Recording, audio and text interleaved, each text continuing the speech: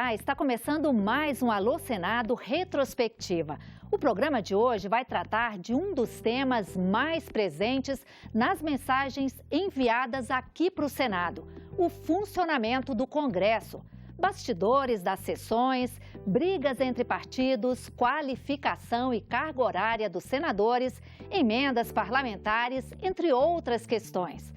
Em ano de crise política, não faltou curiosidade do público sobre o dia a dia dos parlamentares. O Alô Senado Retrospectiva está no ar. Por que os senadores nem sempre ficam no plenário durante as horas de trabalho? Quem mandou essa pergunta foi a Maria Nessi de Souza. Ela costuma assistir à TV Senado e quer entender melhor como funciona a rotina dos parlamentares. A Maria Nessi pergunta ainda se não existe um cronograma de trabalho do Senado. A resposta fica por conta do senador Lindbergh Farias. Não existe. Aqui tem a ordem do dia. Antes da ordem do dia, nós temos um período que é um período para discurso, que é chamado do pequeno expediente, em que cada senador se inscreve de 2 horas da tarde. A ordem do dia começa às 16h30. Nessa hora, todos os senadores vêm para o plenário e a gente faz ali as votações. Depois, quando encerra a ordem do dia, continua o espaço para os senadores falarem. E pela manhã aqui nós temos sempre as comissões. Toda manhã nós temos reuniões da Comissão de Assuntos Econômicos, Comissão de Constituição e Justiça, Comissão de Direitos Humanos. Então funciona aqui o trabalho dessa forma. Pela manhã as comissões, a partir de 14 abre para os discursos e depois de 16h30 é o período das votações. Aí todos os senadores estão no plenário. O que são emendas parlamentares e por que elas existem? Essa é a dúvida do Ismael, que mora em Maceió. Quem responde é o senador Álvaro Dias. Olha, Ismael, as emendas parlamentares são assim denominadas porque os parlamentares podem consignar no orçamento da União recursos que são destinados a prefeituras municipais ou entidades de utilidade pública, como santas casas, hospitais, de modo geral. Cada parlamentar tem um valor anual para a designação através do orçamento desses recursos, especialmente aos municípios que representam. Essas são as chamadas emendas parlamentares. A prioridade no Congresso Nacional tem sido a destinação desses recursos, em boa parte, para a saúde pública. Eu gostaria de saber se todos os senadores que estão até hoje exercendo função como senadores, se todos são graduados de fato. A gente sabe que no Brasil, para que a gente possa exercer qualquer função no trabalho, a gente seja um médico, seja um advogado, seja um professor, qualquer função trabalhista, a gente sabe que precisa ter uma graduação, principalmente uma especialização. Porque aqui no parlamento a gente tem que ser um pouco médico, um pouco farmacêutico, um pouco advogado, um pouco operário, um pouco de tudo para a gente poder representar a população. Veja, essa é a casa da democracia. Nós aqui, o Senado não, o Senado mais representa a federação, são 3 senadores por cada estado. Então a gente representa teoricamente a federação e o Senado existe como a casa do equilíbrio. Já a Câmara dos Deputados não, o tamanho das bancadas é proporcional à população, ao número de eleitores. Então você tem o estado com o número máximo, que é São Paulo, com 70 deputados, porque é o estado mais populoso do Brasil, e por outro lado vários outros estados que têm o piso, o mínimo, que é de 8 deputados federais, não é?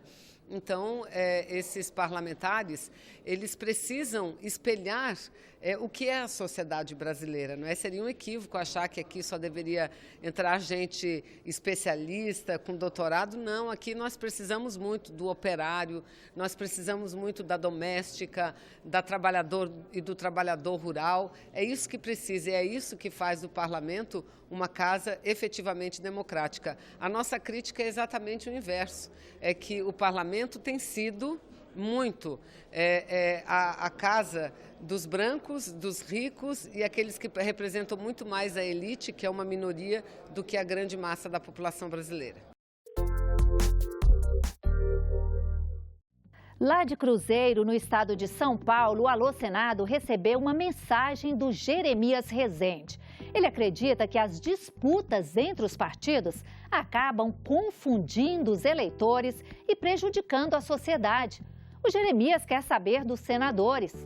Como fica a população diante desse fogo cruzado entre os partidos políticos?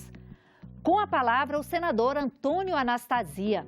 Meu estimado Jeremias, primeiro agradecer a sua pergunta, que é uma pergunta importante e que comprova o seu interesse em participar da atividade política, o que é muito vital para a democracia brasileira. Mas a democracia, Jeremias, se faz necessariamente, não só no Brasil, em todo o mundo, com os partidos políticos. Os partidos têm os seus programas, a sua linha ideológica, as suas propostas.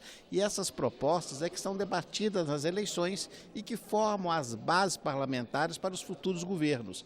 Então é claro que o partido deve ter uma proposta clara, uma proposta objetiva, real. O que nós temos no Brasil, que você se queixa e com razão, é que nós temos no Brasil muitos partidos que se confundem com pouca ideologia, com programas confusos, com uma dificuldade de distinguir quem é quem. Então, uma reforma política sempre reclamada tenderá, em breve prazo, eu espero, reduzir o número de partidos. Mas partidos que tenham, claro, suas posições divergentes e que vão disputar nas eleições posições antagônicas, nós teremos sempre, porque isso é a base da democracia. Fico feliz com a participação e, é claro, demonstra que você é um cidadão que está acompanhando os acontecimentos do Brasil.